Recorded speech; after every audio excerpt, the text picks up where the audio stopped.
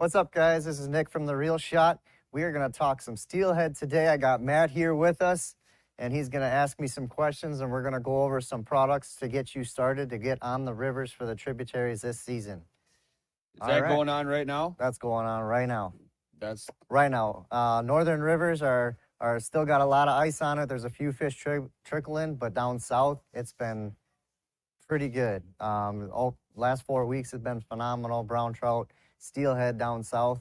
It's a little crowded because that's really all that's really open right now. But if you can get down there, you'll get on some fish if you can sneak in some spots that people aren't in right now. So how are you targeting these bad boys right now? So right now, there's a few different methods. Beads, if you have fresh spawn, that is probably the number one. But beads, jigs, tube jigs work great. Spinners, and we'll cover that. We'll cover all the baits probably in the next one, but we're just gonna go over some float setups right now. Perfect. So I'm ready to learn.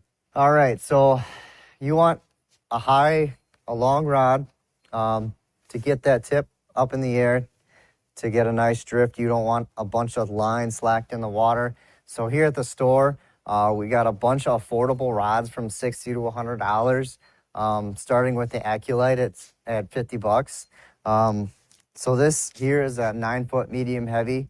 I prefer an 8.6 medium light plus. So 8.6, 9-foot, 9.6, 10, 10.6, and medium light or medium.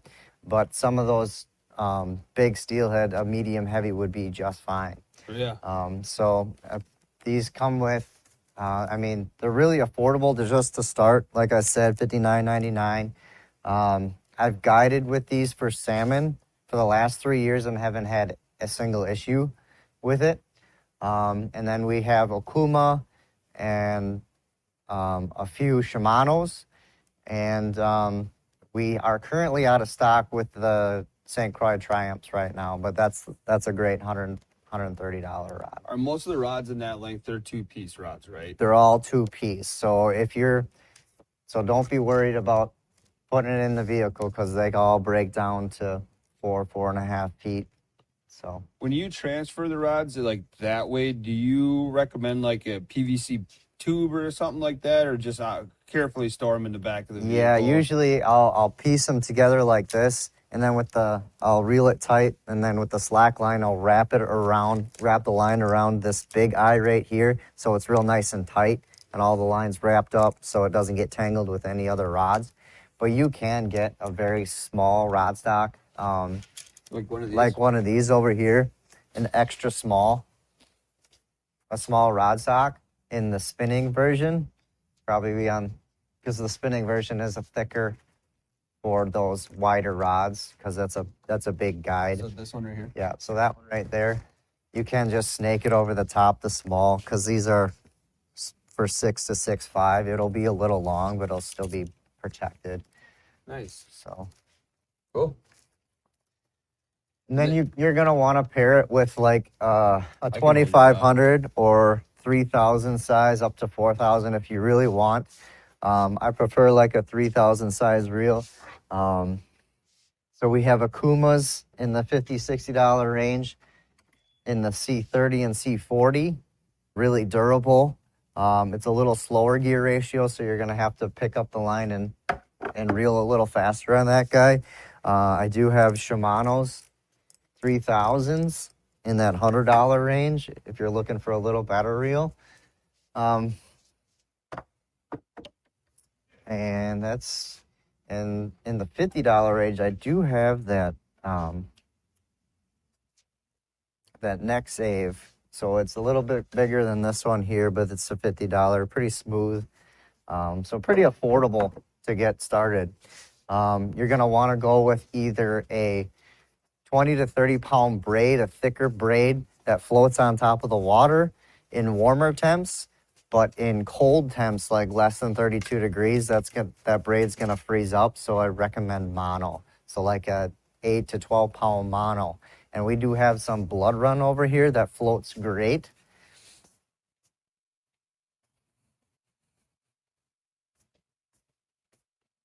You use that what is it, reel snot this time of year to help keep like things from freezing up at all? You can, but that just adds scent and stuff, and I like to be as scentless as possible. Got ya. So Blood Run makes this floating line in all sorts of pretty colors: purple, pink, orange, green. I like the lime green myself because that's the easiest to pick up when I'm mending line. So they have that in 10, 15 pound right now. So on the spinning reels, I like a 10 pound because 15 pounds a little bit too much on a spinning reel. It's too thick a diameter. It'll just fall right off. So the 10 is the most I would recommend on a spinning reel. What did you mean by mending line? So when your float is floating down, you got a bunch of line, and your line's going to be floating faster than your bobber and your setup. So you're going to have that bowl. So with a long rod, it helps you pick up that line and reel it up and make sure you don't have that bowl. Because when your bobber goes down, you want to be on that hook set as fast as possible. Yeah. And with a bunch of line in the water, it's difficult.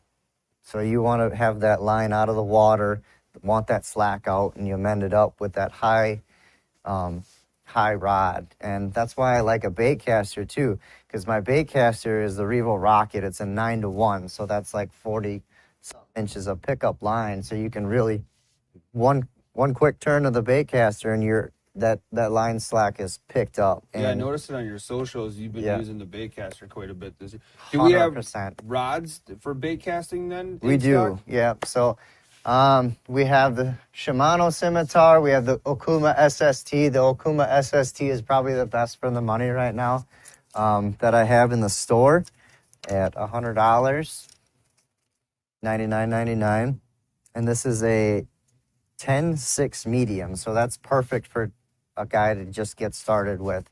I mean, you can go all the way up to 13, 14, but in those small rivers, it's kind of a pain in the butt. You're going in those small spots. A 10-6 is probably the longest I would go in the small, tight areas. When we went last fall, Yep.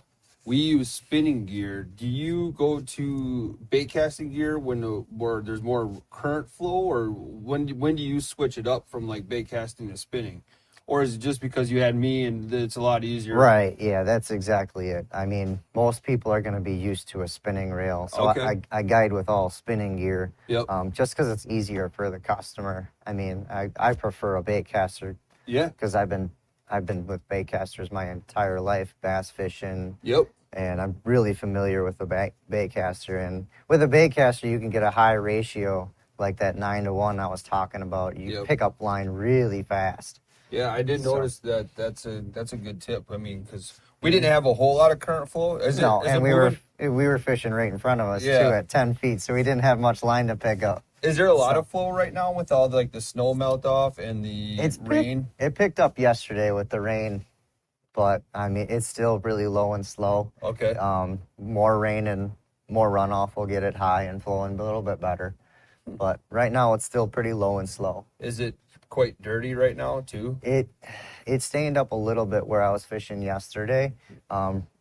Last week it was super clear, and fish were really spooky. But it was like 1.5 2 foot visibility where I was at anyway. Yep. Yesterday because of that rain and runoff. So we got a rod. We talked about line. We got a reel. Yep. What else Now, do we need? Let's get into the float. So yeah, this is Blood- interesting stuff. Blood Run has, and in the shallow water, I really like running a fixed float. I really like as light as possible when I'm fishing less than 4 feet of water. So I'll go to that 6.2. We're out of that 6.2 right now, but I have an 8 gram to show you right now. So 8 gram float, it goes, so you're going to want 7 to 8 grams of weight underneath to get to natural buoyancy. And so if you got too light, it'll be too far up. So the water line will be right here. But if you got the correct weight below the bobber, it's going to sit level right on that line. And that's what you want to hit. So the subtlest bites, you'll see. Yep. And then you'll be able to whack them. So if you got too less of a line here, and you won't be able to see that bite as well. And then if you have too much weight, obviously it's gonna sink and you won't see your bobber. But I like to load it up with shot. So what I like to do is I'll run a slide, sinking slide weight, and then I'll run a couple shots below that. And then I'll run either a sack or a bead. And then we'll get into that too. So on my fluorocarbon, so I'll run that mono or braid on the main line. And then for a fluorocarbon, I like using sniper, or I like a shooter 7 pound as well. So for the money, your best fluorocarbon right here is your sniper, because you get 200 yards of 8 pound for $24.99. Really great value. I use that most of the time, but this stuff is really, really good. That shooter, it's super subtle, super thin, and super strong. I mean, you're paying for it, obviously, but that 7 pound shooter is what I fish with most of the time for steelhead. And what was your braid connection? What was your pound on that? 15 to 30. 15 to 30. Yep. So you want a bigger diameter just because it floats better. Floats a lot nicer. Yeah. Nice. We were getting into the spawn sack stuff, the beads. You kind of hit on a little bit. We'll talk more tackle on a different one. But let's go back to those floats. Yeah. Because the fixed float,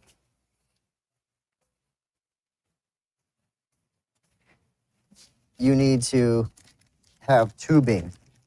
So what you're gonna do on a fixed float is it doesn't have, those normal spring pinchers to wreck your line with. So on this tubing, you're gonna cut about 1/4 inch off of each, and that orange is gonna go on the top to cinch your line down to. So you're gonna put your tubing on first on your line. So your orange goes first, your clear goes on second, but then you can slip it in there to cinch it down, so it's fixed all the time. But you still can move it up and down according to how deep you're fishing. Nice. So those are pretty slick. We do have a few Amish outfitters too. Does the same thing. I like blood runs. They are a little bit pricey, but normally you're not breaking off a bunch of floats in the river, because if you're getting hung up, your leader is going to break first because it's a lower poundage. So if you're going to run 10-pound mono, you're going to want to run 8-pound less fluorocarbon on the bottom. So when you get hung up, you break the leader off instead of breaking your $5 float. So I got assortment full of blood run hooks here. Great for running your float setups. I got plenty of beads here. We'll talk that later. Yep. But let's talk terminal right now. So what I like to do, I run my main line. My bobber is going to be on my main line, and then I'm going to run a barrel swivel on that, and then I'm going to run my fluorocarbon. So what you want, a really good barrel swivel. He's a fast walker. Yep. We're out of a lot of them right now, but this is the swivel I use, the Spro. This is a 35-pound. I use 2 sizes bigger than this right now. So that swivel, I'll tie my main line directly to that swivel, and then my fluorocarbon will go below that. So then my fluorocarbon will break off if I get hung up. Then all I have to do is retie my fluorocarbon leader. What's your go-to connection knot for that then?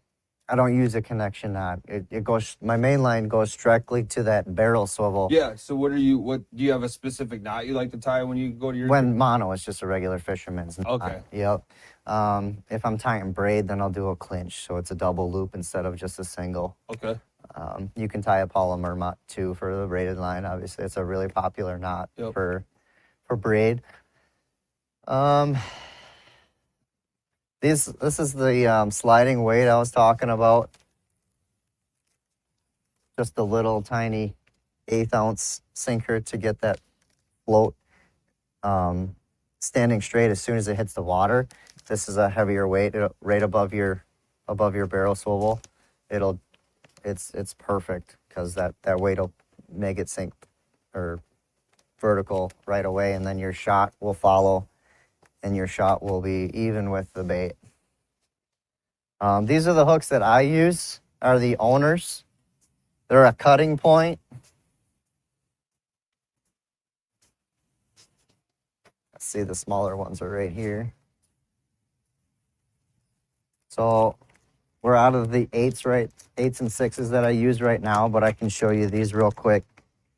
And a lot of that stuff's just coming in, right? Right, yeah. I mean, freshwater's, open water's coming, so a lot of this stuff is coming in. It's just coming in every day as we speak.